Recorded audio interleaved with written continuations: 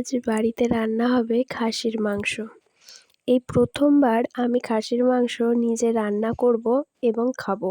আমার অপছন্দের খাবারের তালিকায় সবার প্রথমেই নাম আছে এনার। হাই, আমি বৃষ্টি। তোমরা কে কোথা থেকে ভিডিওটা দেখছো কমেন্ট করে জানিও। আর এই প্রথমবার আমি রান্না না জানা সত্ত্বেও রান্নার ভিডিও নিয়ে চলে এসেছি। আগেই সমস্ত কিছু কেটে রেখেছিলাম, এখন আলুগুলো ভেজে নেব। এবার কড়াইয়ে তেল গরম করে নিয়ে দিয়ে দেব কয়েকটা তেজপাতা। তারপর কেটে রাখা পেঁয়াজগুলো ভালো করে ভেজে নিচ্ছি। পেঁয়াজগুলো ভালোভাবে ভাজা হয়ে গেলে দিয়ে দেব কেটে রাখা টমেটো।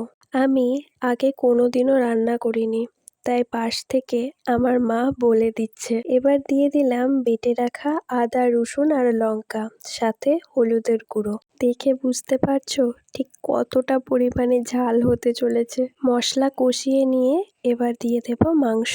এবার মশলা আর মাংস ভালোভাবে মিশিয়ে নেওয়ার পালা। প্রায় আধা ঘন্টা ধরে মা আমাকে এই মাংসটা কষানো করিয়েছে।